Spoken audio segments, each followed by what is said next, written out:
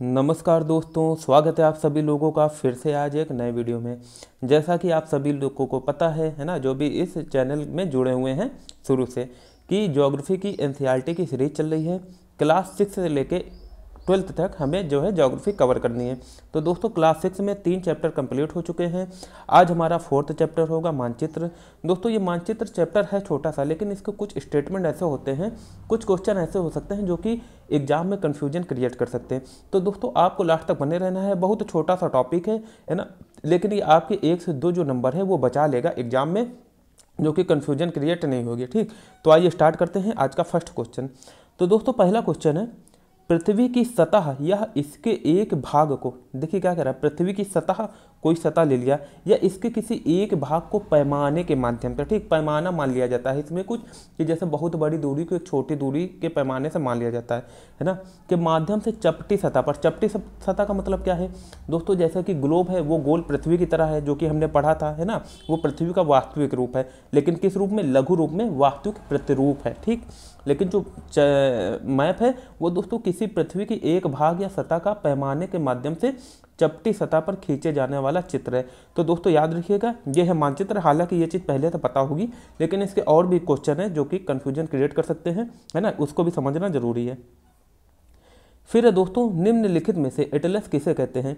बहुत से ग्लोब का समूह, बहुत से मानचित्रों का समूह, ए तथा बी दोनों, या इनमें तो कोई नहीं। तो दोस्तों की ये हम उम्मीद कर सकते हैं, जो भी कंपटीशन की तैयारी कर रहे हैं या यूपी पीसीएस यूपीएससी की, तो उनके पास एटलस जरूर होती होगी। तो एटलस में दोस्तों क्या होता है, मानचित्रों का एक समूह होता है ना, जैसे नदी का अलग है, महाद्वीपों का अलग है, पठार का अलग है ना, तो कुल मिला के मानचित्रों का जो समूह होता है उसे हम लोग क्या कहते हैं दोस्तों, एटलस कहते हैं। ठीक, फिर चलते हैं नेक्स्ट क्वेश्चन पे। नेक्स्ट है दोस्तों, निम्नलिखित में से कौन भौतिक या उच्चावच मानचित्र के अंतर्गत नहीं आते हैं? तो दोस्तों देखिए, पहले यहाँ पर एक चीज़ समझ लीजिए, चाहे भौतिक कहें या उच्चावच कहें, ठीक, क्या कहें, चाहे दोस्तों भौतिक कहें या उच्चावच, ठीक, दोनों मतलब एक ही है। ठीक, भौतिक कहें या उच्चावच, दोनों मतलब एक है, और इन दोनों का मतलब है पृथ्वी की प्राकृतिक जो आकृति है उससे है, जो पृथ्वी की प्राकृतिक आकृति है उससे है। तो दोस्तों सिंपल सी बात है, ये जो पर्वत है इसको कौन बनाता है? सिंपल से ये प्रकृति द्वारा बने हुए, मानव ने तो बनाया नहीं है। मैदान जो है दोस्तों ये भी प्रकृति द्वारा है। ठीक, जो महासागर है ये भी प्रकृति द्वारा है, लेकिन जो शहर, इसका निर्माण जो है वो मनुष्यों ने किया है। क्या है? मनुष्यों ने किया है। तो दोस्तों इसका जो आंसर करेक्ट हो जाएगा वो हो जाएगा शहर। ठीक, तो आप ये समझ सकते हैं, अगर भौतिक मानचित्र की बात आएगी तो आप लोग मोटा मोटा ये समझ लीजिए कि वो पृथ्वी की जो प्राकृतिक आकृति है उससे संबंधित है। ठीक, उसका जो मतलब है वो सिर्फ उसी से है, पृथ्वी की भौतिक आकृति से। अब चलते हैं नेक्स्ट क्वेश्चन पे। नेक्स्ट है दोस्तों, पृथ्वी की प्राकृतिक आकृतियों को दिखाने वाले मानचित्र को निम्नलिखित में से क्या कहते हैं? तो दोस्तों जैसा कि अभी हमने बात की, चाहे भौतिक मानचित्र का हो या उच्चावच, बात एक ही है, और दोस्तों यही जो है पृथ्वी की प्राकृतिक आकृतियों को दर्शाता है। तो दोस्तों ए तथा बी दोनों सही हो जाएंगे। ठीक, फिर दोस्तों नेक्स्ट, राज्यों, नगरों, शहरों तथा गांवों और विश्व के विभिन्न देशों व राज्यों तथा उनकी सीमाओं को दर्शाने वाले मानचित्र को निम्नलिखित में से क्या कहते हैं? तो दोस्तों ये जो सीमा है ये सब कौन बनाता है? सब मनुष्य तो सीमा खड़ा कर देते बीच में, गांवों के बीच में, शहरों के बीच में, राज्यों के में, राज्यों का नाम है ना, शहर, नगर, ये सब कौन बना रहा है? मनुष्य तो बना रहे हैं। तो कुल मिला के ये जो है दोस्तों, ये भौतिक में तो बिल्कुल नहीं आएंगे। ठीक, तो भौतिक वाला तो बिल्कुल नहीं है और ना ही उच्चावच है। तो इसमें दोस्तों एक ऑप्शन बचा, राजनीतिक मानचित्र, यही करेक्ट हो जाएगा। ठीक, याद रखना। फिर नेक्स्ट है दोस्तों, सड़क मानचित्र, वर्षा मानचित्र, वन तथा उद्योगों आदि के वितरण को दर्शाने वाले मानचित्र को निम्नलिखित में से क्या कहते हैं? अच्छा दोस्तों देखिए, वर्षा का मानचित्र है ना, उद्योगों को मतलब कहीं कहीं उद्योग दिखा देंगे, वन दिखा देंगे, हरे टाइप, हरे निशान है ना, या कुछ ऐसी आकृति बना के वन को मतलब कि उसमें दर्शा देंगे। तो दोस्तों ये सब आते हैं थीमेटिक मानचित्र। ठीक, जो कि चित्र के माध्यम से दिखाया जाता है। कैसा दिखाया जाता है? चित्र के माध्यम से इन्हें दिखाया जाता है। तो दोस्तों सड़क मानचित्र है ना, या वर्षा मानचित्र, वन तथा उद्योग, ये सब किसमें आ जाते हैं? ये आ जाते हैं थीमेटिक मानचित्र में। ठीक, फिर दोस्तों निम्नलिखित में से मानचित्र के घटक कौन से हैं? तो दोस्तों याद रखना, मानचित्र में क्या, दूरी तो भैया बिल्कुल है, दूरी जो है, दूरी का तो सारा खेल है ना, दूरी, दिशा, ये भी दोस्तों, प्रतीक, प्रतीक जैसे कि आप लोग देखेंगे कि पठार को पीले रंग से है ना, और पर्वतों को भूरे रंग से, जलाशय को नीले रंग से, है ना, उसके बाद दोस्तों वनों को, है ना, पेड़ पौधों को हरे रंग से, है ना, इस तरह से दिखाया जाता है। तो जो तीनों ही घटक हैं, दूरी, दिशा, प्रतीक, ये मानचित्र के बहुत महत्वपूर्ण घटक हैं। तो इसका जो ऑप्शन हो जाएगा वो करेक्ट हो जाएगा, उपयुक्त सभी। और दोस्तों जो उसको भी वीडियो अच्छा लग रहा हो वो चैनल को लाइक कर दीजिएगा, है ना, यूट्यूब को, इस वीडियो को लाइक कर देना, और जो भी आपके दोस्त हैं वहाँ तक सब्सक्राइब शेयर कर दीजिएगा, ठीक। और जो भी नए हो चैनल में वो इस वीडियो को सब्सक्राइब कर दीजिएगा अगर आपको अच्छा लगे तो। फिर दोस्तों चलते हैं नेक्स्ट क्वेश्चन पे। नेक्स्ट है, बड़े क्षेत्रफल वाले भागों जैसे महाद्वीप या देश को मानचित्र पर दिखाने के लिए किस मानचित्र का उपयोग किया जाता है। देखिए इसको अच्छे से समझना, आप सभी बता रहा है बड़े क्षेत्रफल वाले भागों। अच्छा आप खुद सोचिए, जैसे बड़े क्षेत्रफल वाले भाग हैं, हमने मान लिया जैसे अफ्रीका महाद्वीप को ले लिया, बड़े क्षेत्रफल वाले भागों जैसे महाद्वीप या देश को मानचित्र पर दिखाने के लिए किस मानचित्र का उपयोग किया जाता है। तो सिंपल सी बात है, मान लीजिए कोई दूरी जो है वो 500 किलोमीटर की है, ठीक, 500 किलोमीटर की है। इसको हमने क्या किया दोस्तों, हमने इसको मान लिया 5 किलोमीटर, क्या मान लिया हमने, या फिर हमने मान लिया इसको, मान लिया दोस्तों क्या मान लिया हमने, मान लीजिए इसको हमने मान लिया 5 मीटर, ठीक, हमने इसको मान लिया क्या मान लिया 5 मीटर। अच्छा अब देखिए 500 किलोमीटर की तुलना में ये जो 5 मीटर हमने पैमाना मान लिया ये बहुत छोटा है ना, बहुत ज़्यादा छोटा है। तो हम लोग ये कह सकते हैं कि अगर कोई बड़े क्षेत्रफल वाला भाग है जैसे महाद्वीप या देश को मानचित्र पर दिखाने के लिए किस मानचित्र का उपयोग किया जाएगा, वो किया जाएगा छोटे पैमाने वाले मानचित्र। किसका, छोटे पैमाने वाले मानचित्र। अच्छा मान लीजिए जैसे कोई 500, मान लीजिए कि कोई 5 किलोमीटर की दूरी है, जैसे मान लीजिए 5 किलोमीटर, ये तो छोटा सा क्षेत्रफल का एरिया हो गया। अब इसको हमने अगर 5 मीटर मान लिया पैमाना, तो सिंपल सी बात है दोस्तों 5 किलोमीटर की तुलना में जो 5 सेंटीमीटर है बहुत बड़ा पैमाना है। किससे, 500 किलोमीटर की अगर हम कंपेयर किया जाए, 500 किलोमीटर से 5 मीटर पैमाना और 5 किलोमीटर को माना जाए 5 मीटर पैमाना, तो सिंपल सी बात है 5 किलोमीटर से 5 मीटर जो हम पैमाना बना रहे हैं वो 5 किलोमीटर के पैमाने के अकॉर्डिंग बहुत बड़ा है ना, बड़ा है। तो इससे दोस्तों एक चीज़ क्लियर होगी, इसी क्वेश्चन की हम बात कर रहे थे, अगर आ सकता है एग्जाम में अगर आ जाए तो दोस्तों होगा क्या, इसमें कन्फ्यूजन हो जाएगी, है ना। और मान लीजिए कि कन्फ्यूजन नहीं भी होगी, आप लोग अपना दिमाग लगाएंगे तो होगा क्या, समझ जाएंगे, है ना, समझ जाएंगे, ठीक है। लेकिन वो टाइम काफ़ी खा जाएगा, है ना, जो कि टाइम ना खाए इसलिए हमने क्या किया है, ये जो मानचित्र वाला चैप्टर है इसको भी उठा लिया है ना। हालांकि हर जगह मतलब कि बहुत से जगह इसके जो ऑब्जेक्टिव क्वेश्चन है नहीं पढ़ाए जाते हैं, लेकिन मैंने पढ़ा दिया, जितने भी क्वेश्चन बन सकते हैं दोस्तों ये यहाँ पर ले लिए गए हैं, आपको अब ये चैप्टर पढ़ने की नीड नहीं होगी। तो दोस्तों याद रखना इसका कौन सा सही हो जाएगा, छोटे पैमाने वाले मानचित्र, ठीक, ये करेक्ट हो जाएगा।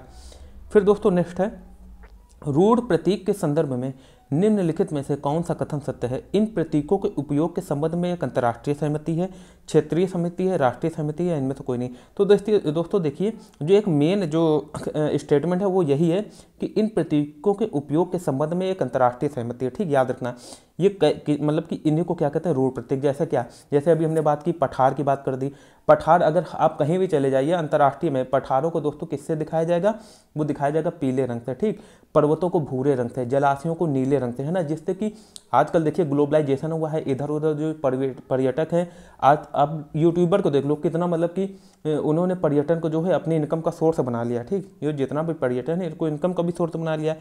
तो आजकल जितने भी लोग हैं इधर उधर मतलब कि अब कुछ भी अलग रह ही नहीं गया, सब पृथ्वी जो है पूरा एकदम वसुधैव कुटुंबकम की तरह हो ही चुका है, ठीक, मतलब कि सब इधर उधर जा रहे हैं, हर देश की सैर कर रहे हैं। तो इनके लिए रूढ़ प्रतीक जो है वो बहुत ज़रूरी है ना। हालांकि ये चीज़ पहले ही लोगों को महसूस हो चुकी थी, इसलिए रूढ़ प्रतीक जो है इन पर एक अंतर्राष्ट्रीय सहमति बैठाएगी। जैसे कहीं कहीं आपको सड़क, छोटी लाइन, जैसे रेलवे की बात करते हैं, छोटी लाइन, मीटर लाइन, इसके जो प्रतीक हैं आपको अंतर्राष्ट्रीय स्तर पर एक ही मिलेंगे, ठीक। तो इसका याद रखना दोस्तों, रूढ़ प्रतीक का अगर बात आ जाए तो इन प्रतीकों के उपयोग के संबंध में एक अंतर्राष्ट्रीय सहमति है।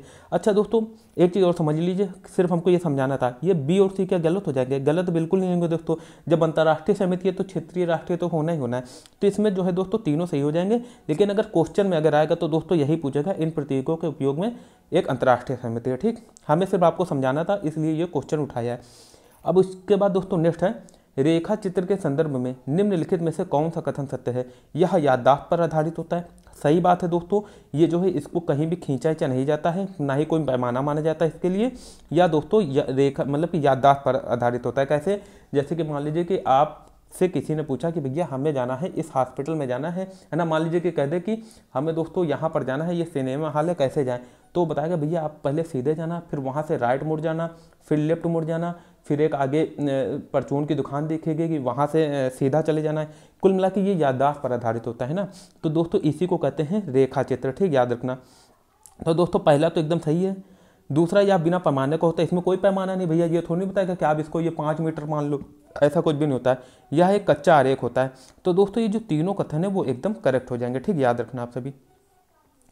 फिर दोस्तों किसी छोटे क्षेत्र का बड़े पैमाने पर खींचा गया रेखा चित्र निम्नलिखित में से क्या कहलाता है। तो दोस्तों याद रखना, ये रेखा चित्र की बात चल रही है, किसी छोटे चित्र का बड़े पैमाने पर खींचा गया जो रेखा चित्र है वो खाका कहलाता है। दोस्तों क्या कहलाता है, खाका कहलाता है। हालांकि इसे किसी कागज़ या उसमें खींच लिया जाता है, जैसे कि मिस्त्री लोग होते हैं, अगर कोई कमरा बनाना हो तो वो जो है दोस्तों ये खाका ही करते हैं। क्या करते हैं, खाका ही खींचते हैं ना, कि जैसे अलमारी कैसे है ना, अलमारी कैसे बनाना है या पूरे घर में दरवाज़ा किधर देना, किचन देना है दोस्तों, तो इसको ये कह सकते हैं खाका से काफ़ी जो है ज़्यादा जानकारी प्राप्त हो सकती है। किसकी, छोटे से क्षेत्र की खाका से बड़े स्तर पर जो है जानकारी प्राप्त होती है। तो ये भी एक स्टेटमेंट बन सकता है, ठीक, याद रखना। फिर दोस्तों नेक्स्ट है, निम्नलिखित में से प्रधान दिग्बिंदु कौन नहीं है। दोस्तों याद रखना, पूरब, पश्चिम, उत्तर, दक्षिण, ये जो 4 दिशाएं हैं यही प्रधान दिग्बिंदु हैं, ठीक, प्रधान दिग्बिंदु हैं। इसके बाद जो इनकी जो बीच की दिशाएं हैं जो इनसे बनाई जाती हैं, जैसे मान लीजिए ये है, ठीक, हमने यहाँ पर क्या किया दोस्तों, ये खींच दिया, ये हो गया दोस्तों, आपको पता है ये हो गया ईस्ट है ना, पूरब है ना, हिंदी में लिख लेते हैं, ये दोस्तों हो गया पूरब, ठीक, ये हो गया पश्चिम, ये हो गया उत्तर, आप सभी को पता होगा, ये हो गया दक्षिण, ठीक। तो ये हो गया प्रधान दिग्बिंदु। अब जो इनसे दिशाएं बनाई जाती है 20 है, जैसे ये हमने ले लिया उत्तर और पश्चिम को मिला लिया, ये हो गया दोस्तों उत्तर पश्चिम, ठीक। फिर दोस्तों इधर हमने ले लिया उत्तर और पूरब को ले लिया, ये हो गया दोस्तों उत्तर पूरब। इधर दोस्तों ऐसे हो गया दक्षिण पश्चिम और इधर हो गया दक्षिण पूरब। तो ये बीच की दिशा है, ये प्रधान दिग्बिंदु नहीं है। प्रधान दिग्बिंदु कौन है, जो मेन दिशा है, पूरब, पश्चिम, उत्तर, ठीक। ये तो मतलब कि क्वेश्चन के अकॉर्डिंग अगर क्वेश्चन की बात की जाए दोस्तों, तो ये जो ऑप्शन है कौन सा, उत्तर पश्चिम, ये करेक्ट हो जाएगा, ठीक। इसके बाद है दोस्तों, पीले रंग का इस्तेमाल निम्नलिखित में से किसे दिखाने के लिए किया जाता है। तो दोस्तों देखिए, इस चार्ट से आप सबको समझ लीजिए। जलाशय आप सभी को पता होगा कैसा होता है।